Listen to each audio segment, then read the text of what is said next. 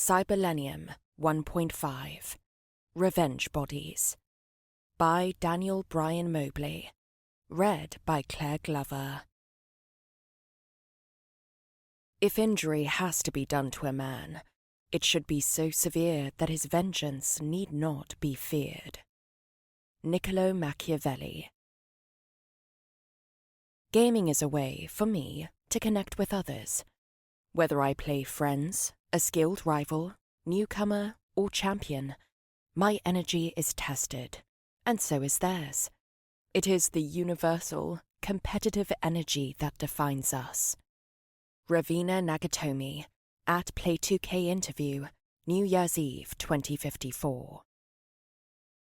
North Hill Street, 10:55 p.m., Los Angeles, California. December 24th, 2042. Jason Korde brought his hood up as he walked into the dark alley, snowflakes beginning to fall.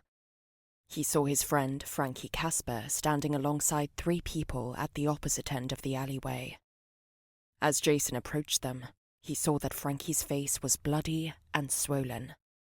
The one closest to Frankie, a doll-faced girl, had a Glock 19 handgun pointed at his stomach. "Stupor, Frankie. Stupor."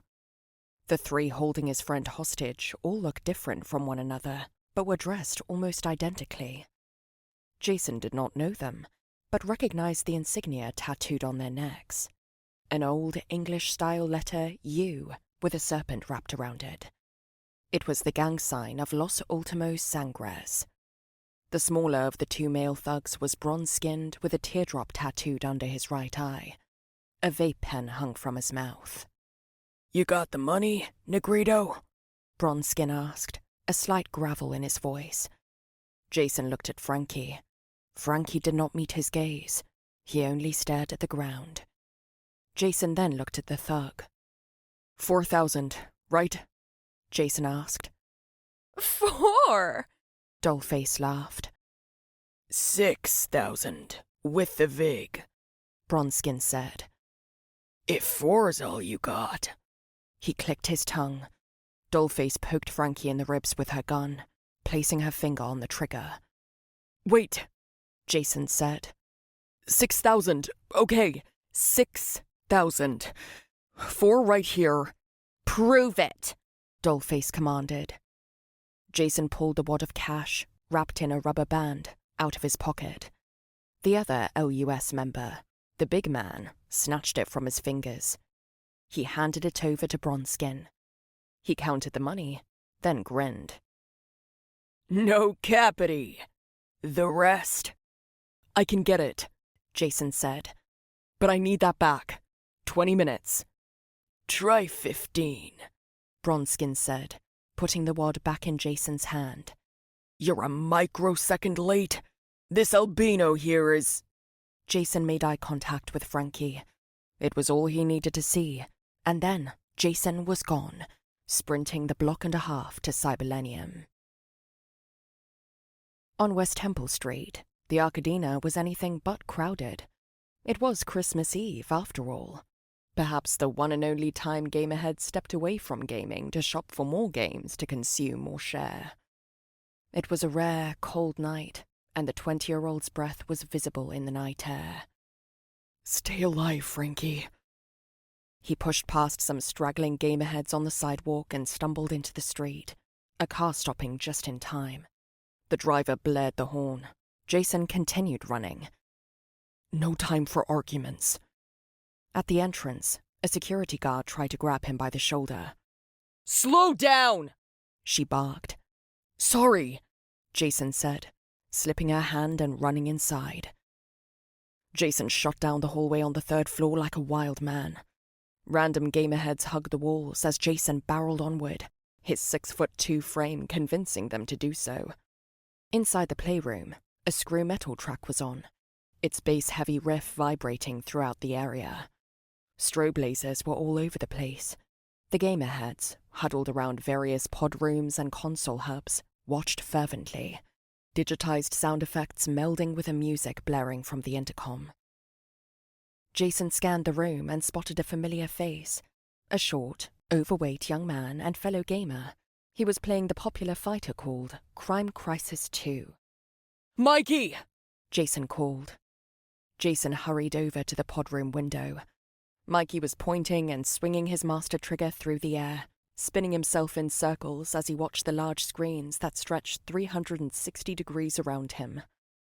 Jason pulled his geek thrill out of his pocket and checked the time.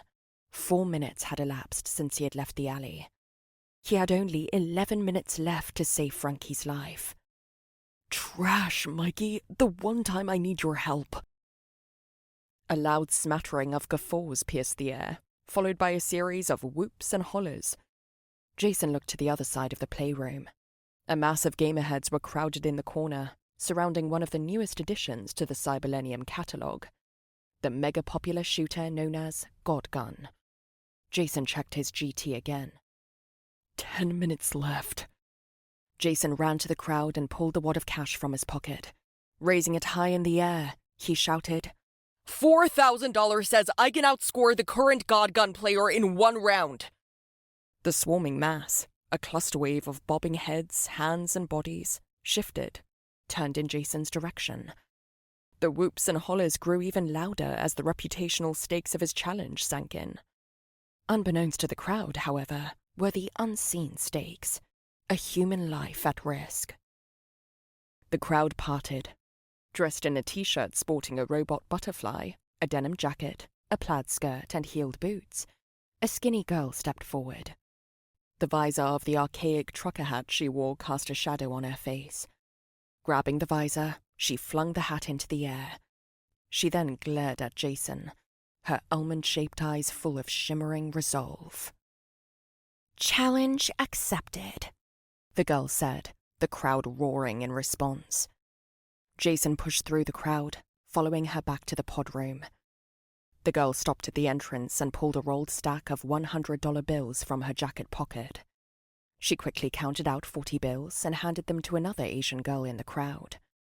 When Jason hesitated, the girl smirked, stuffing the rest of her money back into her pocket.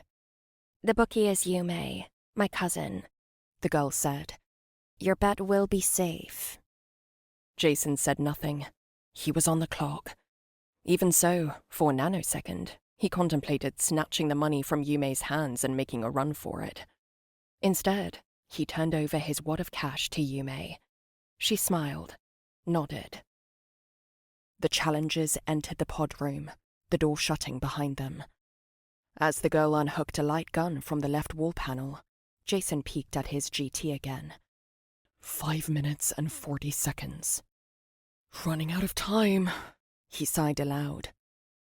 60 seconds and it will be over, the girl whispered back. The rest of the night? All yours. Jason Korde, he replied, taking a light gun from the right wall panel. As in, hi, my name is. What's yours? Tiptoeing over a mass of cables on the floor, the girl walked to the central kiosk at the far wall. She began typing on the keyboard, setting the rules of their game. Her lips moved slowly as she gazed at the kiosk screen, her fingers gliding over the keys. Does it matter, Jason Korde? Jason squeezed the trigger of his light gun a few times, testing it. Matters to me. The name of every gamer I beat matters, especially the pretty ones. The girl pressed the start button and stepped away from the kiosk. The kiosk descended into a floor compartment, the cables going along with it.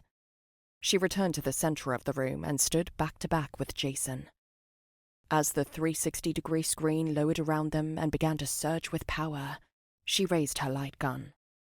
You're sweet, she said. But the only thing that truly matters is the energy of this moment. Are you ready? 120-1189 Samus Garden Village Homes, 2:49 a.m., San Diego, California. January 1st, 2055.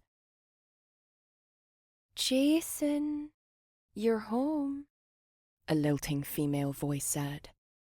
Jason opened his eyes.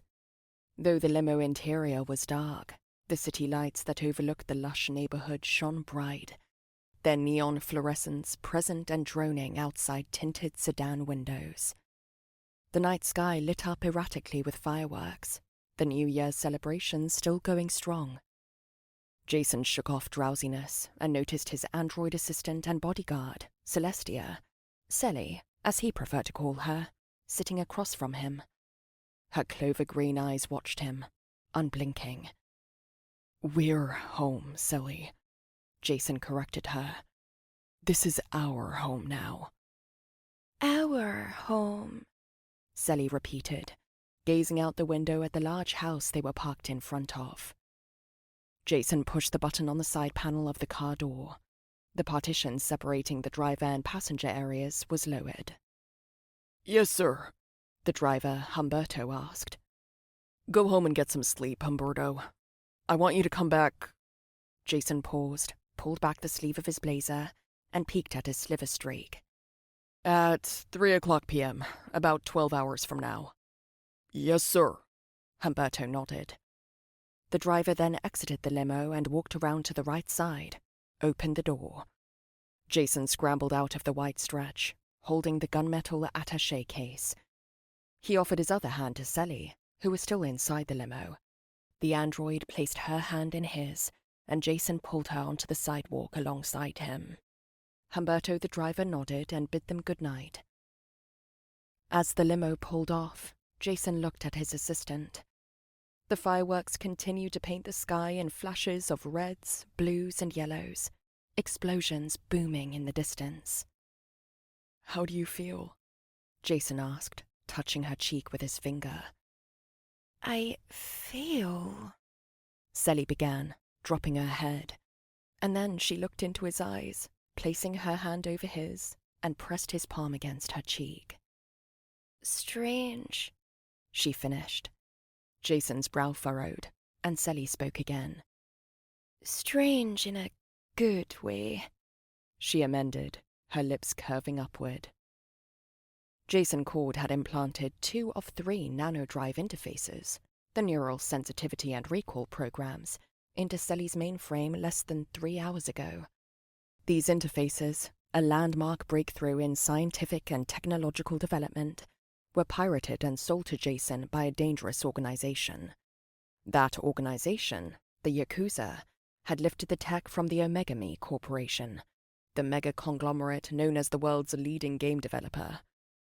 Personal tragedy had taught Jason that Omegami was far more than the czars of entertainment they touted themselves to be. Now, he was determined to expose the skeletons in their collective closet. Part of such a plan would involve the resurrection of lover and fellow gamer Ravina Nagatomi.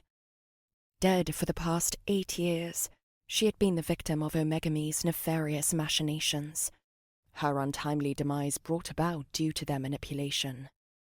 Even after her death, the company continued to profit financially from her celebrity, stealing her identity and concealing her true fate publicly.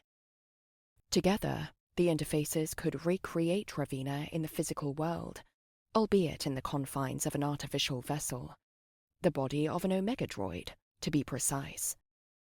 The pseudo-consciousness within that body, the AI known as Selly, had agreed to the absorption of her identity into that of Ravina's. But the process would be delicate, riddled with unknown variables that could scarcely be anticipated. Neural sensitivity would give the android the ability to experience emotion, sensation. Neural recall, essentially Ravina's mind, would not begin uploading until the neural sensitivity upload was complete. And holographic manifestation, the final interface yet to be installed, would restore Ravina's visage. Her beautiful, unforgettable face. Jason had synced his sliver streak to monitor the loading status of the interfaces. He removed his hand from Selly's face and checked his forearm supercomputer. Omega Droid Mark 7, version 1.3, Celestia or Selly, protocols. Prime directives, 100%, loaded. Droid shell, 100%, stable. 180-degree holographic manifestation, Irish eyes, 100%, loaded. Neural sensitivity, 43%. Loading. 3 hours, 40 minutes remaining. Neural recall, 0%. In queue. Is there a loading issue? Sally asked. No, Jason said, his eyes still on the screen. Everything is good, because I don't want to be... Sally? The droid locked eyes with Jason. I don't want to be numb again. Jason held his nano-chipped forearm up to the entrance of 120-1189 Samus Garden Village Homes. The door unlocked. Jason walked into the living room, Sally behind him. The door closed and locked itself. The house was dark. Lights, Jason said. The spacious, well-furnished living quarters lit up immediately. Dim lights by 250 lumens, Jason amended, shielding his eyes. The lights dimmed in response. Jason set the attaché case with a visage drive on the coffee table. He then removed his baby blue blazer, folded it, and draped it over the back of the leather recliner. He smiled at Sally and gestured at the love seat. I need a drink, a shower too. Mikase sukasa. Our home, Sally repeated as she stood in the living room. I remember the last time I was here. Jason stopped mid-stride to the kitchen. Remember? He asked. Random access memory. From the first day you powered me on, my time on standby has been minimal. You've never left me on it for more than 72 hours. So you're still able to recall those actions? Jason finished, resuming his walk to the kitchen. The party for my development team, I remember. Used you for security. New Year's Eve 52, right? December 31st, 2051, she corrected. Jason was in the kitchen now. He pulled a couple of flute glasses from the cupboard and set them on the counter. He then brought out a half-empty bottle of Armand de Brignac from the refrigerator. He opened the bottle, removed the cork, and filled the glasses. Want a drink? He called from the kitchen. All I have left is Ace of Spades. I cannot get drunk, Sally called back. But you can drink. Eat a little too. I made sure of it. It's why you're a 1.3 model and not a 1.2. As Jason brought the glasses of champagne into the living room, he caught the android staring at the blood-stained sleeve of his blazer jacket. Would you like me to clean it for you? She asked. Leave it, he said. Why? Sally asked. And then, for only a nanosecond, Jason heard the voice of the little girl whose blood stained the sleeve of that jacket. Why? Barely an adolescent, Zen Casper had been coaxed by a reckless Frankie Casper into playing a game with stakes so high that neither father nor daughter could fathom the consequences of failure until it was too late. Zen was, like Ravina, a victim. But unlike Ravina, the girl's suffering was not at the hands of Omegami, but two selfish men, desperate to exorcise their demons. Just leave it, Jason repeated. A toast. He handed Sally a glass of champagne, raised his glass. To Ravina, and every other poor soul that ever kissed the rear end of Kismet. To Ravina, Sally repeated. And then Jason and Sally, man and machine, owner and the owned, touched glasses and had a drink together. Master Trigger. A universal gaming remote developed and produced by the Omegami Corporation. It was publicly unveiled during the grand opening of the world's first Arcadina, Cyberlenium, in 2034. A successor to the myriad controllers that had become an industry staple during the console wars of the 1990s, the design of the initial prototype is credited to Dr. Manashi Rai, a University of California graduate with a PhD in hardware engineering. Rai would go on to spearhead Omegami's research and development division. During a candid interview with Forbes in 2039, Rai revealed the inception of the revolutionary instrument.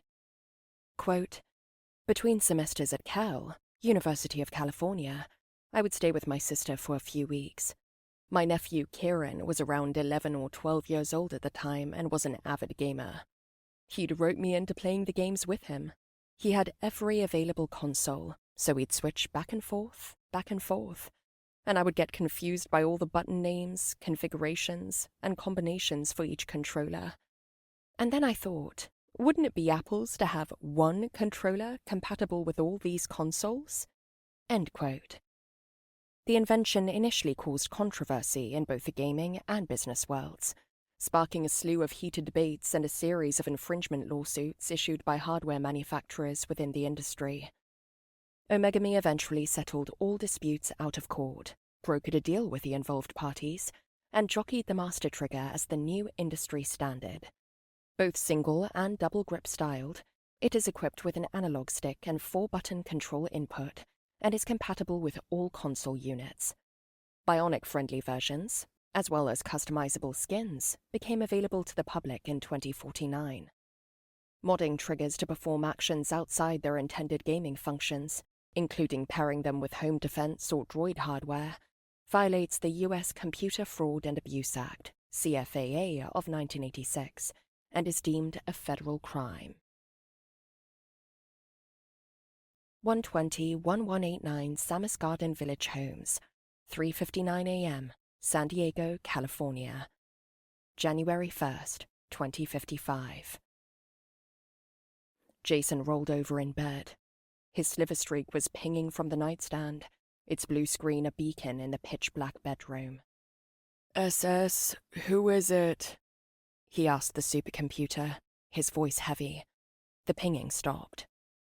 Kiki Toyama, the sliver streak answered in its crisp, feminine voice. Level? Probability of emergency, 97.76%. The SS responded. Jason sat up. Answer, audio only, he said. Toya? Hate it when you call me that, Korde, Kiki Toyama complained. And in hell, people want ice water. Quiet! Toyama interrupted. Looks like you've got some gangbanger grims kicking in your door. 3 in the front and 1 in the rear. A party. Spying on me again. Reprobate. Jason started to reach for his sliver streak. The security app would give him visual access to the outside cameras. Armed? Jason asked. Fafo, Toyama warned. They've killed your alarms already. Guess I owe you, Jason groaned. Toyama giggled. Guess I own you. Be slaughter, my friend. The call disconnected. Jason snatched his SS off the nightstand and spoke to it. SS, wake Omega Droid Mark 7. Activate kill mode. Full alert. 120 seconds. 2 minutes. The amount of time it takes for an Omega Droid to reanimate from standby mode. Barely any time when one's life is not in danger. But when it is, 2 minutes is a lifetime. Armed intruders can kill a man 3 times over in that time. Jason cursed himself. He should never have put Selly on standby in the first place. But after the drinks, the situation had escalated so quickly. Quicker than he expected, and quicker than he was prepared to deal with. After retrieving the bottle of champagne from the refrigerator, he and Selly had retired to the loveseat. It was only meant as a short respite before his shower. 3 sips became 5, then 7. And then the android's hands were in his dreadlocks, and what had started as an innocent petting session between the two had manifested into one of those unknown variables, the ones that could not be anticipated. Selly had kissed him. Disable all lights, Jason said. He rolled off the bed and onto his knees as he heard the first loud bangs of the intruders breaking into the house. Reaching under the bed, he slid out a long, blue lockbox. Swiping his forearm across the lockbox's sensor, the box unlocked with a faint click. He popped it open and pulled out a KSG, 12-gauge pump-action shotgun. Reaching into the box, he grabbed a handful of slugs and began loading. Shotgun loaded, Jason left the bedroom and headed for the stairwell leading downstairs. He had left Selly asleep in the living room, only seconds after the kiss. Fear had gotten the best of his better judgment, prompting him to sleep in one of the upstairs bedrooms. Even worse, the distraction had caused him to leave the gunmetal attaché case on the coffee table, the visage interface, Ravina's face, still inside it. Another series of bangs sounded as Jason came to the bottom of the stairwell. He started toward the back door. Its structural integrity would likely fail first. He rounded the corner, shotgun at the ready, moving into the hallway. He then flipped on the 800-lumen strobe light mounted on his weapon. He pointed it at the door as he heard the lock splinter. As the intruder slid the door open, the moonlight shone in, exposing his position. Body language told Jason all he needed to know. This intruder was an amateur. Kid's out of his wheelhouse. He racked his shotgun. Run, noob. Run. The noob flinched, but held his ground. And then another loud splintering sound came from the living room. The other intruders were now inside. Out of time. Jason raised the shotgun. The noob turned his head as the strobe light flashed in his eyes. A sitting duck. Jason saw his handgun. He squeezed the trigger. The crack of the slug echoed through the house. The noob let out a pitiful yelp and collapsed in the hallway. Get down! Jason heard another intruder, a woman, yell from the living room. Jason approached the downed intruder, gun still at the ready. When he heard gurgling noises, he kicked the handgun away from the body and started toward the living room. He spared himself the memory of the dying young man's face. He sought cover behind the corner wall near the stairs. I sent your yardie to the upper room, trash gravy! He shouted at the remaining intruders. Ready to join up? This Build-A-Bit worth anything to you? The female intruder yelled back. Jason's heart skipped. Sally, Ravina, worth everything. Silence. A new doll, right? Asked another intruder. They're supposed to have, like, girl parts and everything, yeah? Jason remained silent. You're outnumbered, a raspy-voiced third intruder said. But we're not here to kill you. We're only here for one thing, and you know what that is. Jason Korde knew indeed. It was right there, sitting on the coffee table, in an attaché case that he had been too stupid to secure. And now he was also sure he knew who had sent the intruders. But that was a problem for another time. The nanodrive the intruders wanted was precious, but it was not as important as Sally was. Ravina's memories and emotions were still uploading into Sally's central processing unit. Again, a delicate process. The slightest trauma could prove catastrophic. Even a temporary interruption of the uploading process could cause irrevocable damage to those interfaces. And what good would a face be without a body to wear it on, or a mind to control it? Therefore, a shootout was out of the question, with Sally potentially caught in the crossfire. Jason glanced at Sally's remaining time before she would wake. 22 seconds. Perhaps he could stall the intruders long enough for her to reanimate. Too risky. He whispered into his SS. SS, Omega Droid Mark 7. Deactivate kill mode. The drive is on the table, Jason called out. Check the case. Take it and get out. He heard the intruders shuffling around, doing as told. 11 seconds left before awakening. Appreciate the cooperation, raspy voice said. 7 seconds. Tell Frankie I'll be seeing him, Jason threatened. Never heard of him, raspy voice mumbled. 4 seconds. Jason heard a loud gunshot. Oops, your girlfriend sprang a leak. Happy New Year. 1 second. No! Jason screamed. He bolted into the living room. The intruders were nowhere to be found, and neither was the attaché case. They took her face. Jason, a familiar but distorted voice moaned. Jason looked at Sally. She stood in the center of the room, where he had left her less than an hour ago. The back of her head was gone. Revenge Bodies and Robotics, USA. a franchise of factory-style machine shops that specialize in the installation, repair, upgrading, and customization of bionic and android-related hardware and accessories. The establishment was officially founded in 2044 by siblings Eli and Eden Powell. With the onset of the robotics revolution, dubbed the Elon effect by mainstream media, the company has garnered national acclaim for its quality and excellence in cybernetic repair. In 2051, the company entered a multi-billion-dollar partnership with several manufacturing companies for its services, expanding into the automotive, military-industrial complex, and adult entertainment industries. Its central headquarters, located in San Jose, California, also owns and operates 7 other shops throughout the country, with 5 in the southwestern United States and 1 in Michigan. Omega Droid Mark 7, version 1.3, Celestia or Celi, Protocols. Prime directives, 100%, loaded. Droid shell, 43%. Damage, critical. Head trauma. 180-degree holographic manifestation. Irish eyes, 79%, compromised. Neural sensitivity, 60%. Upload interrupted, failed. Neural recall, 0%. Upload failed.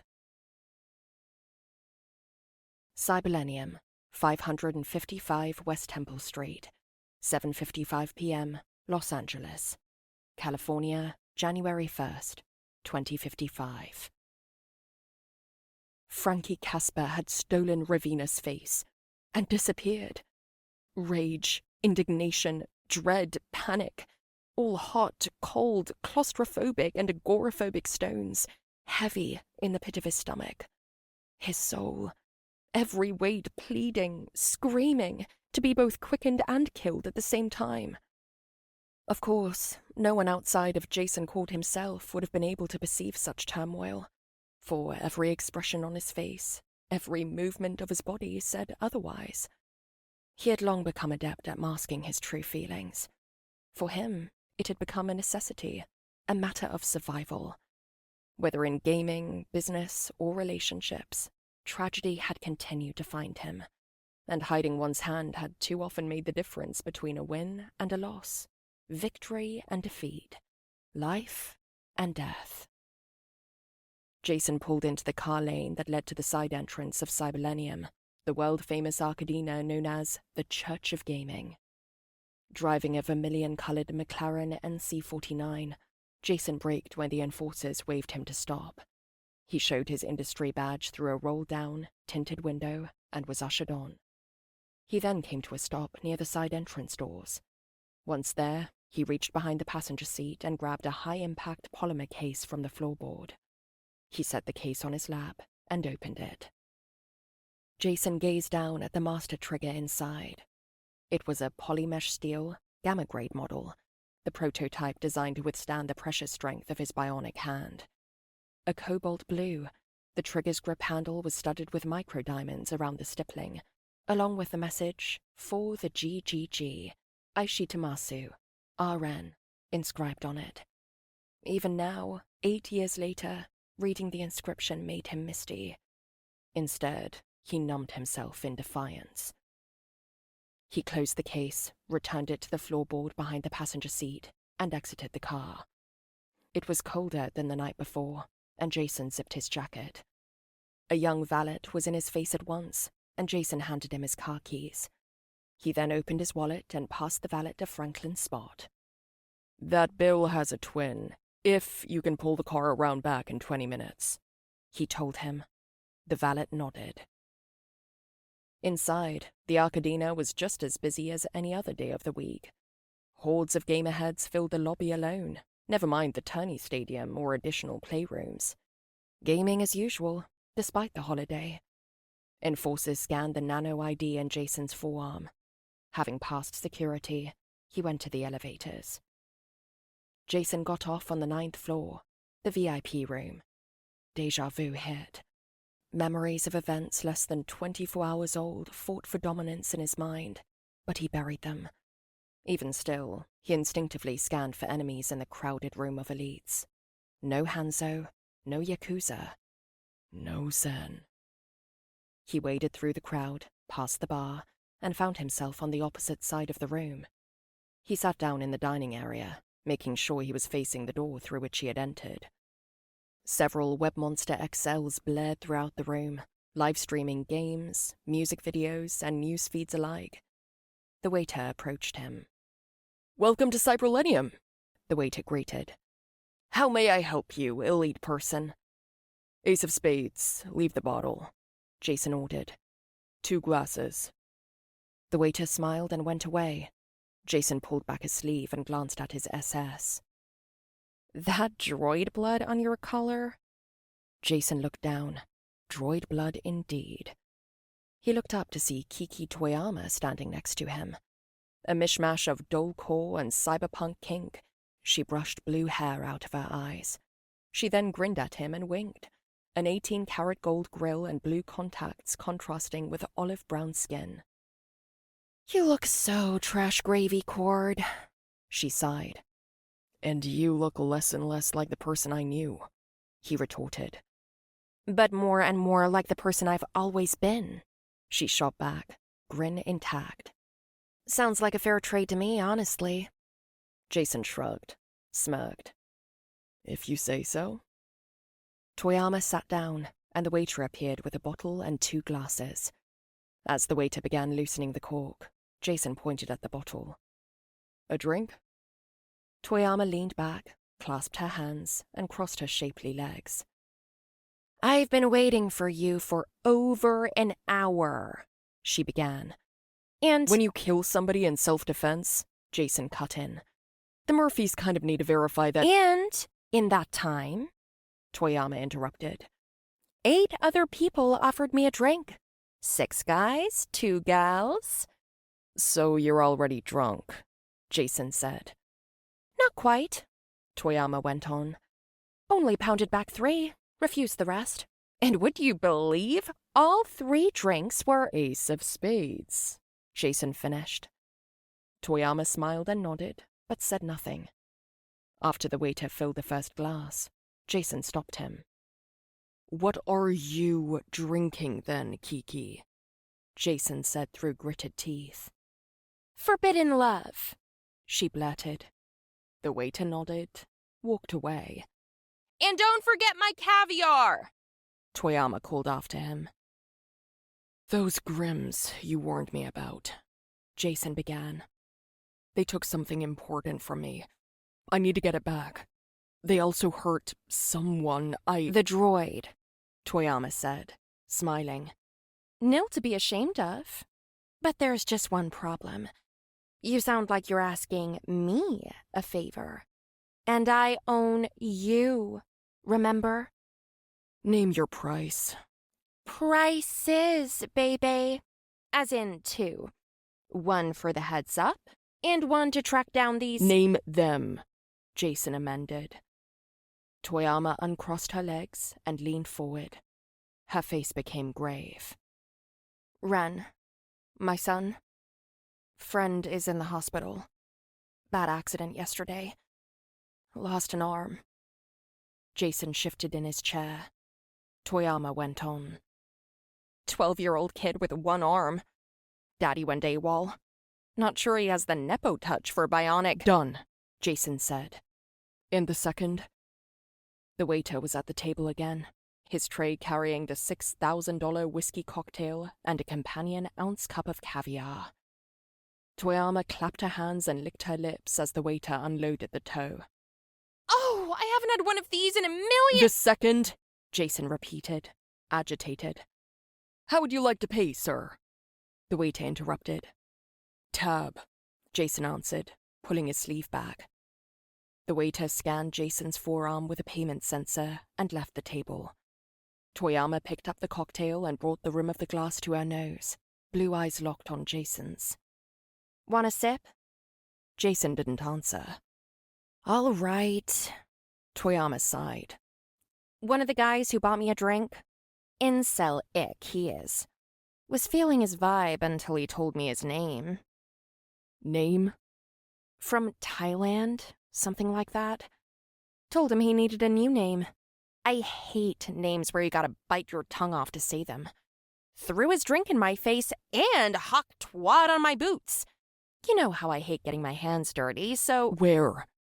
Bar. 45-ish. Bald spot. Jason gulped his drink, grabbed the Ace of Spades bottle by the neck, and stood up. Toyama scooped a spoonful of caviar into her mouth. I'll send you the specs for the girl, she said, chewing. Give me 24 hours on the track. I'll be waiting, Jason said and started toward the bar. Toyama twisted around in her chair to watch, picking up her cocktail and taking a swill to marry the caviar on her tongue. To forbidden love, she toasted, whiskey dribbling from neon-red lips. Jason marched over to the man Toyama had singled out. Wooing another woman, his back was turned. Jason looked him over and adjusted accordingly. Looks closer to 50-ish. Don't want to kill him. Broken jaw. Maybe concussion. Jason grabbed the misogynist by the shoulder, whipped him around and swung the champagne bottle. There was a loud, dull sound as the bottle met the man's jaw, followed by an audible crack. The man crumpled to the floor. The surrounding elites gasped. Dropping the cracked bottle, Jason went for the fire exit. And although he only attacked the man as a debt to another, he had to acknowledge the truth. The stones in his stomach felt less heavy afterward. Revenge, Bodies and Robotics, USA, Central Headquarters, 9 a.m., San Jose, California, January 2nd, 2055. Never seen anything like these before, said Eli Powell. The NDA compels you to keep it that way, Jason Korde admonished. The two men were in the office that overlooked the android repair garage. Eli, co-owner of RB&R, sat at his desk, a tablet in his hand. His fingers tap-danced over the touchscreen, his eyes accessing the diagnostics of the Omega Droid Mark 7 model known as Celestia. Jason stood several feet of where Eli was seated, staring out the room-length office window.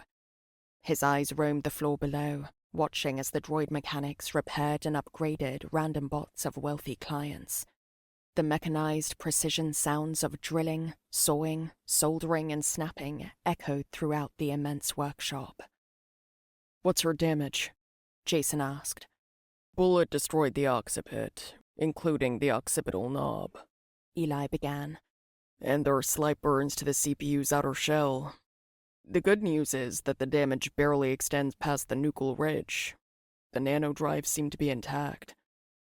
Jason stopped watching the mechanics and looked at Eli. Eli continued. "You caught that, yeah? They seem to be intact. Honestly, there's really no way to know the true function until we restart the upload process. In the meantime, we suggest the drives remain in place." Jason nodded and began pacing back and forth. Eli continued to talk. "Hopefully any extra damage we find will be superficial at best. We can replace the posterior skull plates and shell, no problem. My suggestion for an alloy would be—" "Whatever's best," Jason interrupted. "And the upgrades?" "No challenge," Eli said as he stood to his feet. "Although I'm unsure how the sensitivity interface will respond to anatomical enhancements. I want her to feel human as possible. My sister, Eden, is the best at what she does," Eli assured. Jason walked over to the desk. He pulled a business card from his inside jacket pocket. Flipping the card over, he placed it on the desk, borrowed a pen from Eli's shirt pocket, and began writing on the back. "I'll be at the Ritz-Carlton," he told Eli. "Call me as soon as she's ready. I'll have another project for you by then." He handed the card and pen back to Eli. The engineer tucked both in his shirt pocket. He gave Jason a wry smile. "Nothing too challenging, I hope." "Well within your wheelhouse," Jason said, patting him on the shoulder. The Ritz-Carlton, 1 Miramontes Point Road, 5 p.m., Half Moon Bay, California, January 2nd, 2055. Cutting it close, aren't we? 3 hours left, Toya. Message sent. The sliver streak disconnected. Jason reclined in the bathtub of the signature suite. While the toasty water, premier soaps, and luxury bath salts worked to soothe his body, his mind remained troubled. Though he was confident in the ingenuity and craftsmanship of Revenge Bodies and Robotics, USA, globally, the lead engineers in their respective fields, after all, they were still operating in unmarked territory.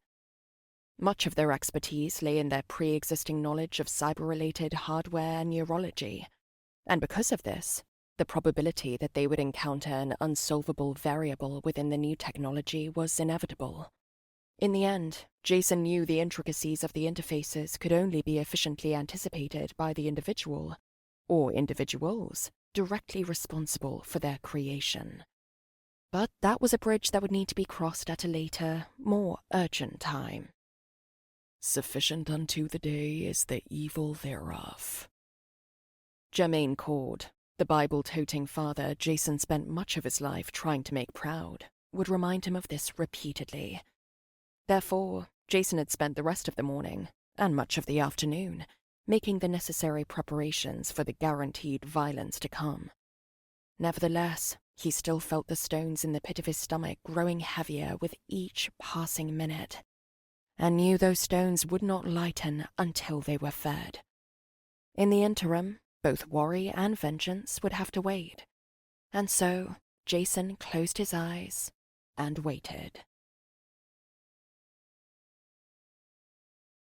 Cyberlenium, 555 West Temple Street, 11:08 p.m., Los Angeles, California, December 24th, 2042. 1 point, a single, solitary point, the difference between a win and a loss, victory and defeat, life and death. Providence and consequence.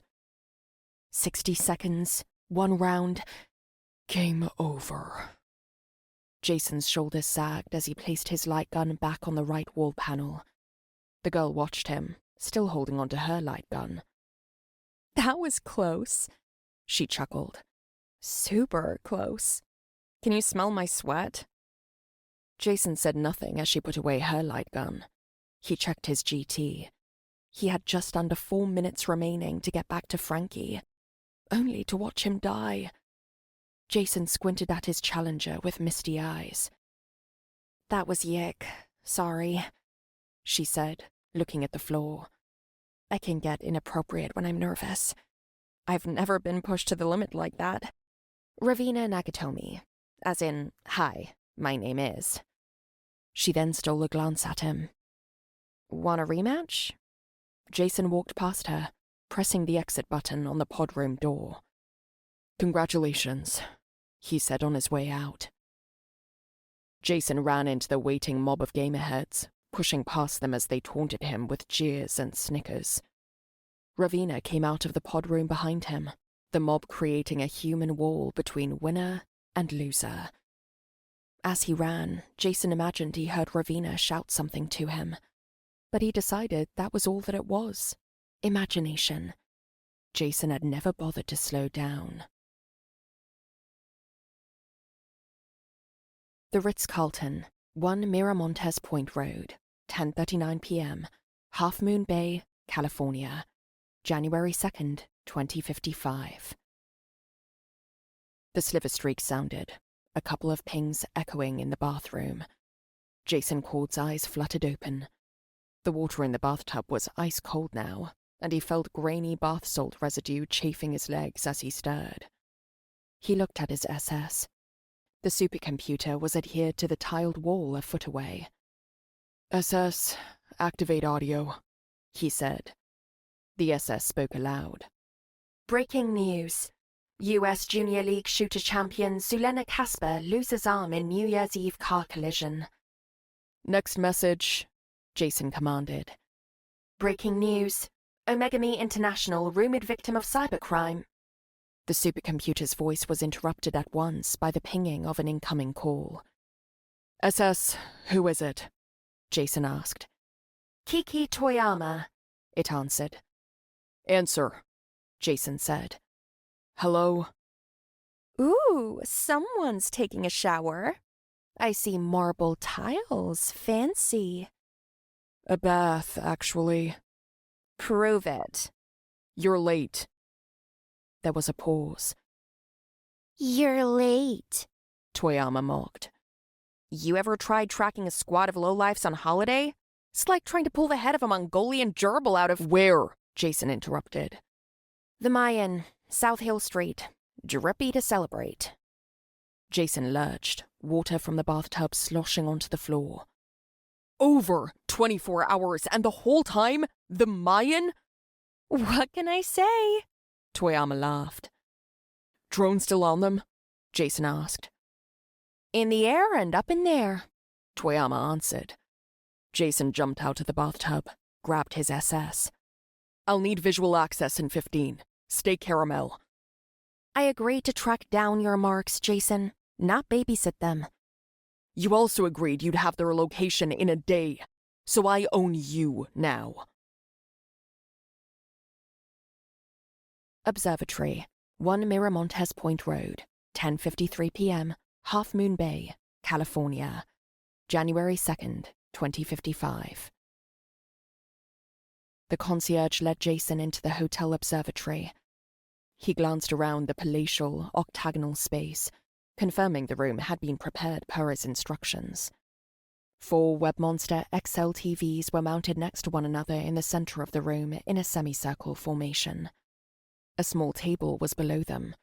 On that table sat a wireless headset visor. All other furniture had been removed from the room. All curtains at the 8 surrounding windows were drawn shut. Jason set a high polymer impact case on the table. He then turned to the concierge and gave her a Franklin spot. Apples and vibes, he said. Enjoy, Mr. Korde. She smiled. The concierge left the room, closing the large double doors behind her. Jason spoke into the SS on his forearm. SS, call Kiki Toyama. After 2 rings, the channel opened. I'm here. Share the link, Jason said. The sliver streak pinged, and Jason's fingers danced over the touchscreen. He spoke to the supercomputer. SS, WebMonsters on, Bluetooth on. Paste link into Hotel Observatory. Stream to WebMonster 1 and headset. Use personal hotspot. Encrypt link after connection.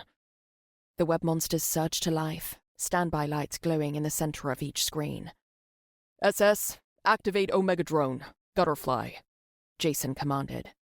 Sextuple boost hotspot and ricochet signal to Observatory. Stream drone vision to WebMonster 2 and headset. Stream visual of drone weapons cache to WebMonster 3 and headset. Pair Gutterfly mobile and offensive controls with Cobalt trigger. Jason opened the case lying on the table. He pressed the power button on his master trigger.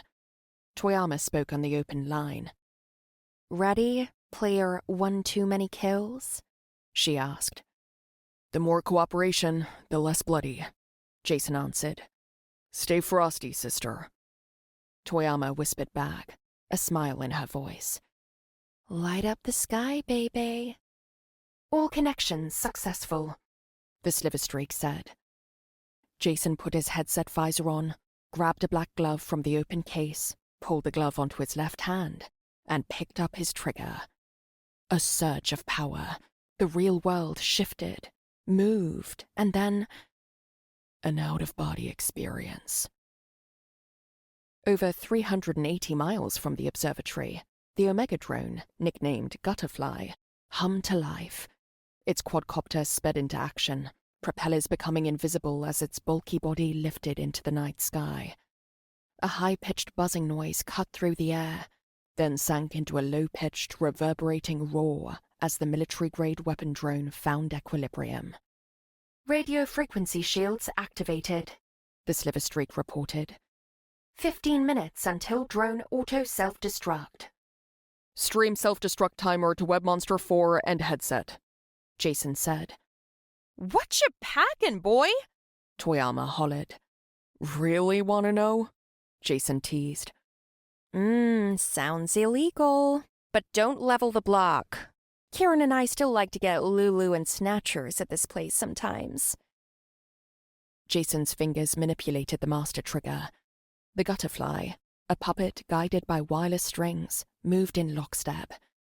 Streaking across the sky, the drone picked up speed as it swayed toward its destination. Jason toggled through the weapons inventory as he watched through the eyes of both Kiki Toyama's drone and his own. As the 3-story, 7-bar nightclub came into view, Jason spoke. 12 minutes, Jason said. Targets? He heard a trio of clicks before Toyama answered. 3. Color-coded them for you. Red, yellow, and blue. Intel says blue is the mark. The mark. The one who knows. SS, copy and paste color code from Intel Link into drone vision, Jason ordered. The gutterfly dropped altitude as it circled the building. The former theater-turned-nightclub's bright lights danced across its Mayan temple-styled architecture. A cacophonic wave of music tracks boomed inside its walls. Red and yellow, at the bar on the bottom floor, Toyama continued. You see them? Blue is on the 2nd, maybe 3rd floor. Jason heard a whir as the camera lens of Kiki Toyama's drone zoomed in on the 2 targets. I see them, Jason confirmed as he looked through the lens of the Intel drone. The dance floor, packed wall-to-wall with clubgoers, made it difficult to keep the targets in perpetual sight, but the color-coded filters helped. Jason eyed the 2 targets, a fat man, red, and a hard-faced woman, yellow, as they drank and talked. They wore expensive clothes unsuited to their auras, and Jason found himself experiencing déjà vu again, although he could not understand why. How do you get in? He asked Toyama. My way, she replied. I'm just that damn good. Only one way for you. One way indeed. While the Intel drone was small, agile, and discreet, able to slip past the bouncer on the door or through the tiniest window, the gutterfly would have no such luck. It was bulkier and louder, a flying tank and errant hellraiser of a machine. In short, the Intel drone was designed to be covert. The gutterfly, overt. Jason glanced at the gutterfly's auto-self-destruct timer. Only 9 minutes left. Vengeance was waiting. Don't lose them, Jason told Toyama. The gutterfly looped upward several feet above the entrance, the bouncer checking clubgoers below. Jason's fingers worked his master trigger, selecting flashbang from the weapons inventory. Press the X button. The drone dropped the stun grenade into the oblivious crowd. Bang! A bright flash of light, then pandemonium. Both bouncer and clubgoers tumbled, the pressure wave rippling through them and shattering the door glass. The gutterfly descended onto the mass of hysterical patrons before ramming itself through the broken doors of the building. Inside the lounge, the crowd screamed, then scattered as the Omega drone ascended high over the dance floor.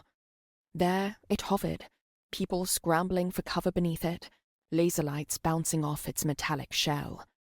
Boom! The gutterfly shook from the impact of a shotgun blast. Jason spotted the culprit, a second bouncer shooting a KSG from the bar area. The gutterfly spun itself toward the bouncer and launched 2 flashbangs at him. Nice gun, trash gravy, Jason said. Eat thunder! The grenades detonated, knocking the bouncer into the back bar. Red sprinting upstairs! Yelled Toyama. Yellow's on the dance floor going for the exit. I've got red. Stay on yellow, Jason commanded. The Intel drone flew out from its hiding spot and trailed the yellow target as she escaped the building. The gutterfly whirled around and flew toward the stairwell, following the red target as he scrambled to the 2nd level of the nightclub.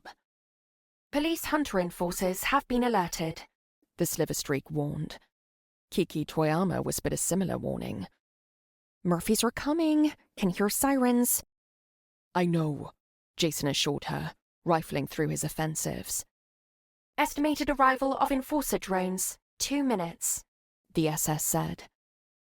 2 minutes. 120 seconds. It is the amount of time for one man to bring recompense to those who meddled with his favorite droid, his favorite person, but barely any time to avenge a lifetime. The fat man, color-coded red in the lens of the gutterfly, stumbled onto the second level's dance floor. The packed room partied on, oblivious to the chase amid them. The marked man called out for his accomplice as he pushed through the mob of gyrating bodies. "Gino! Gino!" he screamed. The pop drill hit Orphans by female rap artist Mumbelina played loudly, drowning out his voice. But Jason Korde could read lips. "Gino, yeah? Thank you." Jason selected the microgun from his weapons inventory and aimed the Gutterfly's XM556 barrel at his target. "And good night." Jason pressed the high button. A barrage of bullets ripped from the drone minigun, tearing into the body of the fat man.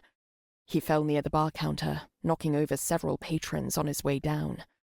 The people closest screamed at the sight of the fallen man, but no one looked for the drone. The gun suppressor, coupled with the loud music, had masked the sound of the shots. As the Gutterfly changed direction and headed toward the level 3 stairwell, more shots rang out. Boom, boom, boom. 2 more bouncers had spotted the Omega drone and were opening fire on it. Jason flew the Gutterfly upward and away from the dance floor, sending suppressive fire at the bouncers. He toggled his weapon back to flashbang, and the drone dropped 2 of them into the frightened crowd on its way out. On the Mayan's top floor, vintage neo-Latin music played as orange strobe lasers flickered over the crowd. The blue target, Gino, was a bronze-skinned man with a facial tattoo. Jason spotted him salsa dancing with a bottle blonde at the center of the dance floor.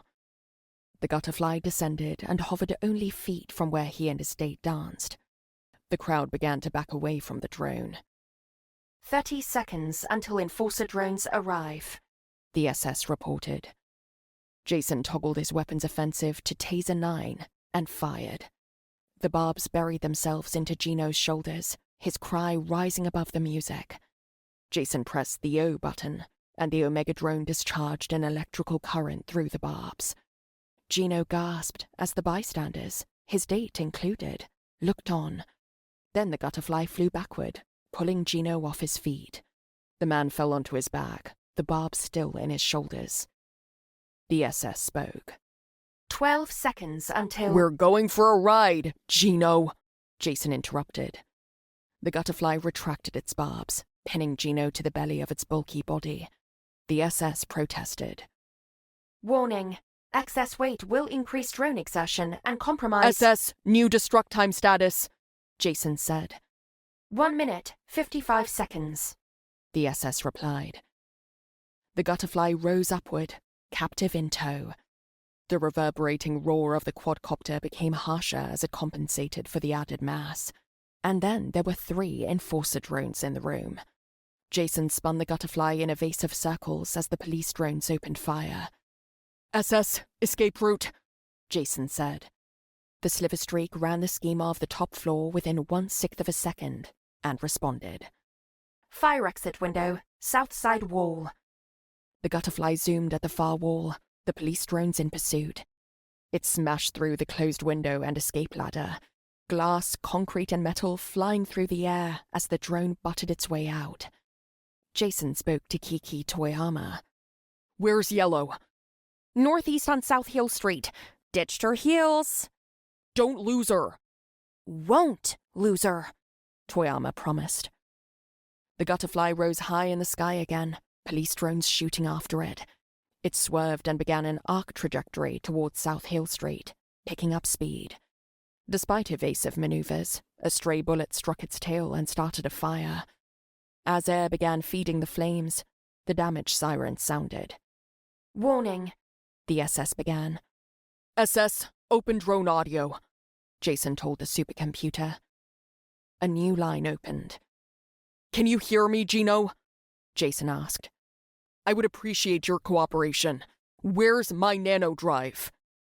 Gino, still pinned to the underside of the burning Gutterfly, chuckled, his raspy voice barely audible. "I tell you, Segador Siniestro, You'll make it quick. Worth a shot, Jason said. Gino closed his eyes and coughed up blood. 22 seconds, the SS reminded. The gutterfly was nearly engulfed in flames now. Those flames spread onto Gino's jacket. 11 seconds. As the gutterfly spun and descended onto South Hill Street, the 3 police drones began flanking it. Gino opened his eyes again.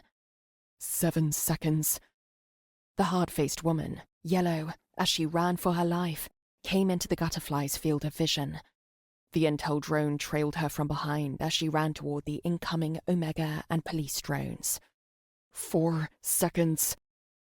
The woman shielded her face just as Gino uttered his last words. Casper! Japan! The sliver streak chimed in.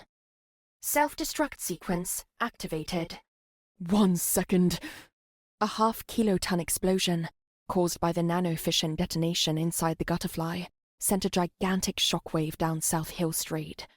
It blew the windows out of every building within 2 blocks, leaving behind a staggering number of overturned vehicles, structurally damaged buildings, and critically injured bystanders. Over 380 miles away, at Half Moon Bay, the man responsible flung his headset visor across the room and buried his face in his hands. The stones in his stomach now engorged with blood, yet no lighter. North Hill Street, 11:12 p.m., Los Angeles, California, December 24th, 2042. Jason Korde shuffled back into the alleyway, breathless. The snow was falling steadily now, and Jason could see Frankie shivering as Dollface pressed the barrel of her gun against his belly. Big Man stood, arms folded, as Bronskin stepped forward. Where's our money? He asked. I lost it, Jason began, tears in his eyes. But I can get it back. You and your stupid games. 6,000, 15 minutes. No more chances. Jason looked at Frankie. Frankie's eyes were no longer full of fear, but acceptance. Jason looked at Bronskin again, clasped his hands together, and fell on his knees. Please, that's my brother. He's gonna be a father soon. And in hell, people want ice water. Bronskin laughed. Blick him. Dollface pressed the gun barrel to Frankie's temple. No, no, no! Jason begged. Sumimasen! Someone yelled. Everybody froze, then looked up to see an Asian girl waving at them from the mouth of the alley. Jason recognized the girl as Yume, Ravina's cousin. Still on his knees, he tried to wave her off. Don't come any closer, Yume! Your tricks bit off more than they can chew, China doll, Bronskin said. Now, they're gonna pay for it. It happened in one fluid motion. Sneaking up from behind, Ravina Nagatomi grabbed Dollface by the hair, tilted her chin upward, and yanked her backward. The girl's head smacked the concrete. The other gang members reacted, Big Man even pulling a knife. But Ravina was now holding Dollface's gun. She aimed the gun at Bronskin and stepped in front of Frankie. The 2 men stopped, then gaped at their unconscious accomplice on the ground. But Jason gaped at Ravina. "Is there a problem?" Ravina asked. Bronskin glared at her for a moment before answering. Yeah, Casper there owes us money. How much? 6,000 large. Ravina kept the gun on Bronskin and reached into her jacket pocket. She fished out the giant wad of hard cash, showed it to him. 10,000 should clear him, yes? Yeah, Bronskin agreed. Ravina tossed the wad to Bronskin. After a quick once-over, he pocketed the money. "Take the girl," Ravina said, pointing the gun. "She has a concussion, but if you ever come near these 2 again..." The men lifted their fallen comrade off the snow-covered ground and carried her out of the alley. Yume helped Jason to his feet. Jason made eye contact with Ravina. "Thank you," he said. Ravina nodded. Jason and Frankie embraced each other. Ravina and Yume began walking out of the alley, Ravina still holding the gun. Jason let go of Frankie. He looked at Ravina, called out to her. "How?" Jason asked. "Why?" Ravina paused, looked over her shoulder. "Your timer was off. Big giveaway. And how can you ever hope to defeat me if you are dead?" Jason gazed at her for several seconds, then grinned. "So, the rematch offer still stands?" Ravina grinned back, revealing dimpled cheeks. "Mary Kuri Sumasu, Jason-son." Omega Droid Mark 7, version 1.3, Celestia or Celi, Protocols. Prime Directives, 100%, loaded. Droid Shell, 100%, stable, repaired. 180-degree holographic manifestation, Irish eyes, 100%, reloaded. Neural sensitivity, 75%, loading, 2 hours 9 minutes remaining. Neural recall, 0%, in queue, paused. Revenge Bodies and Robotics, USA, Central Headquarters, 10:35 a.m., San Jose, California, January 3rd, 2055. What is it with dark-skinned brothers and their Biancas? Jason Korde considered droid mechanic Eden Powell's question as he followed her down the long corridor. When they arrived at the door of the droid recovery room, their eyes met. Jason smirked. "Why ask a question you don't truly want to know the answer to?" Eden returned his smirk, placing her hand on her hips. "I already know the answer, smartass." "To you?" Jason teased. "No need to waste my breath, then." Eden straightened Jason's tie and collar, then brushed off his shoulders. "Droid wants to see you. Been asking for you all morning." Jason went quiet. "She's good," Eden assured. "Repairs and enhancements went well."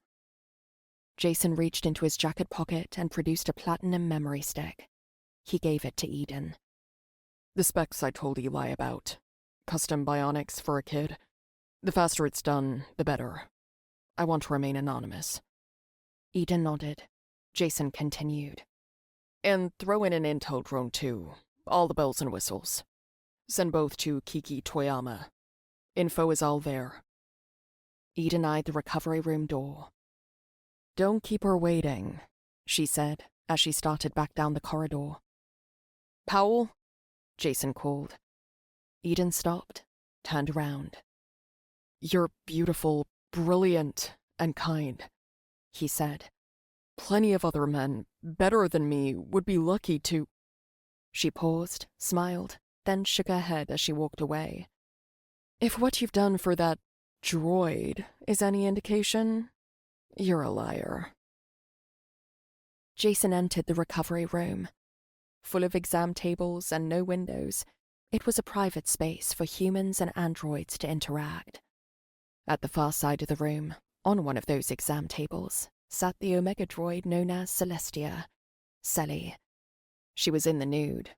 During droid repair, articles of clothing are sterilized and burned for contamination safety purposes, and hugged herself as she waited.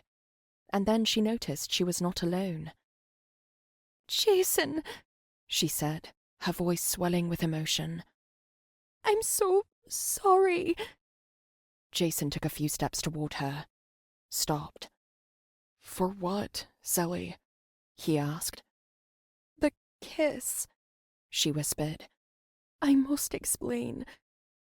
Jason struggled to understand. Celi had been powered off, yet somehow could recall recent events. Closer now, he could see her shivering. She avoided his gaze. "Are you cold?" he asked. "December 31st, 2051, she said, ignoring his question. "I was security. You kept me company until sunrise. You conversed with me, treated me like—" Celi hugged herself tighter. "Being cold is uncomfortable. Is this what humans—" Jason took off his blazer, draped it over her shoulders. Yes, he affirmed. Pain, too, but not all the time. He sat down beside the android, wrapping his arms around her. She accepted his embrace. What human treats a machine in this way? She mused. Why do such a thing for me? Jason could not answer, because he did not have an answer. Sally finally looked at him. She placed her hand on his cheek, her clover green eyes searching his. "'Tis why I kissed you," she murmured. "'Tis why I want to kiss you again." I love Ravina, Jason chided. I will always love her. She caressed his lip with her fingertip. "I know," she whispered. "I can feel it now. Every time you touch me." And then Jason Korde and Celestia, man and machine, lover and the loved, touched lips and had a moment together.